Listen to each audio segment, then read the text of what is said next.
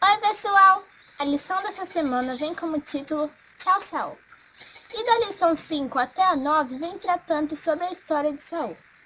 Essa lição tem dois assuntos principais. O que é o arrependimento de Deus e o que é o arrependimento do homem e como não entrar no terreno mágico de Satanás.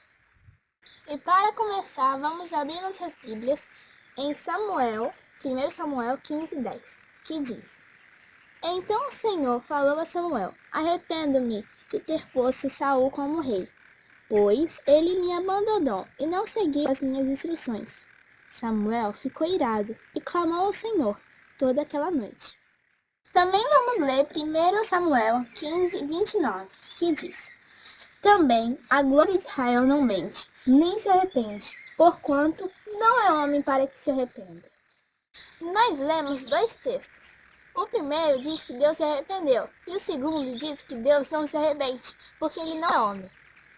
E aí, Deus se arrepende ou não se arrepende? E na lição de segunda-feira nos responde sobre essa questão. Ellen White diz que o arrependimento de Deus não é como o arrependimento humano. O arrependimento humano significa uma mudança de atitude. O arrependimento de Deus envolve uma mudança das circunstâncias e das relações. Um exemplo de arrependimento humano é Davi, que ele matou Urias e ficou com a mulher dele, mas ele percebeu o seu pecado e mudou de atitude. Um exemplo de arrependimento de Deus. Um patrão contratou um funcionário para sua empresa. Esse funcionário roubou aquela empresa. O patrão ficou arrependido de contratar aquele funcionário. Não dele ter pecado, mas sim dele ter confiado naquela pessoa. Muda a relação dos dois. A relação de confiança entre patrão e funcionário foi quebrada. Por isso, o patrão se arrependeu de ter contratado aquele funcionário. O mesmo ocorreu com Saul e Deus. Deus se arrependeu de ter colocado Saul como rei de Israel. Saul decepcionou a Deus. A lição de domingo vem trazendo 3 perguntas intrigantes. Vou ler para vocês. Por que Deus escolheu Saul como primeira opção para rei? Deus não sabia qual seria o resultado dessa decisão? E qual foi o grande pecado, no fim das contas, Saul cometeu? Sobre a primeira e a segunda pergunta, eu só posso dizer o que a Bíblia diz, e está escrito em Romanos 9:20. Quem és tu, ó homem, para discutires com Deus? Porventura pode o objeto perguntar a quem fez? Como me fizeste assim?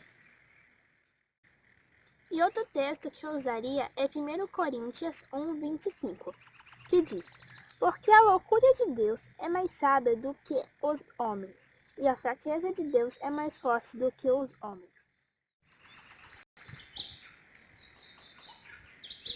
E outro texto seria Deuteronômios 29:29, que diz: As coisas encobertas pertencem ao Senhor, nosso Deus. E a terceira pergunta, que fala qual foi o grande pecado de Saul, não se trata de grande nem de pequeno, e sim que Saul não aceitava que ele estava errado. Ele sempre tentava se justificar. Ele pecava contra o Espírito Santo, porque o pecado do Espírito Santo é quando Deus fala ao seu coração e você não aceita a verdade. Saul era uma pessoa teimosa. Ela não aceitava mudar as atitudes dela. Por exemplo, um fumante. Toda vez que ele vai comprar um maço de cigarro, ele vê na capa daquele cigarro os efeitos que pode causar nele. E mesmo assim ele compra. Isso causará grandes danos, igual causaram a Saul. Ei pessoal, estou esperando aqui o dono do estúdio liberar o estúdio para a gente continuar a filmar.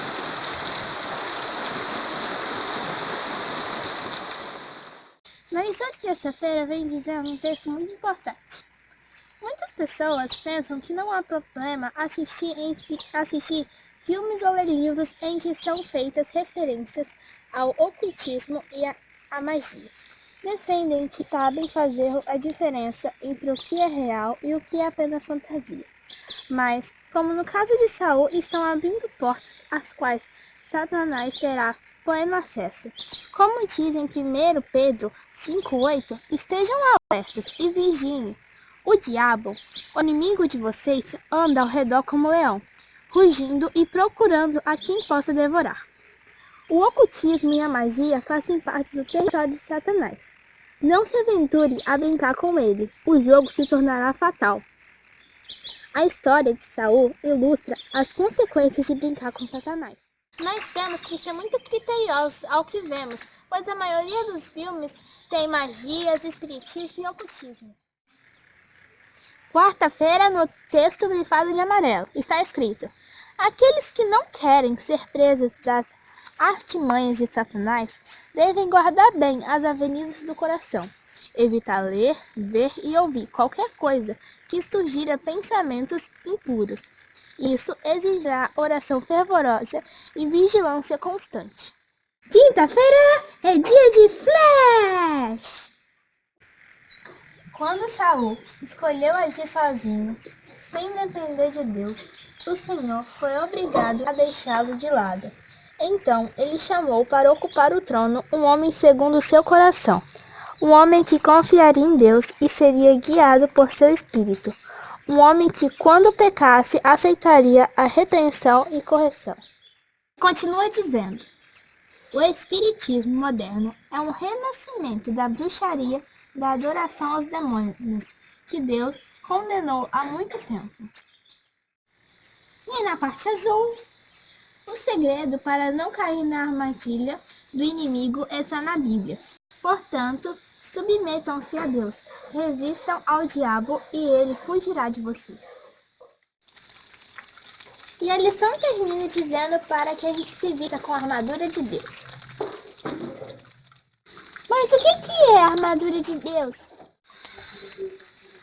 As peças da armadura de Deus é o estudo da lição, o estudo do espírito de profecia, o estudo da Bíblia, a oração, a comunhão com Deus.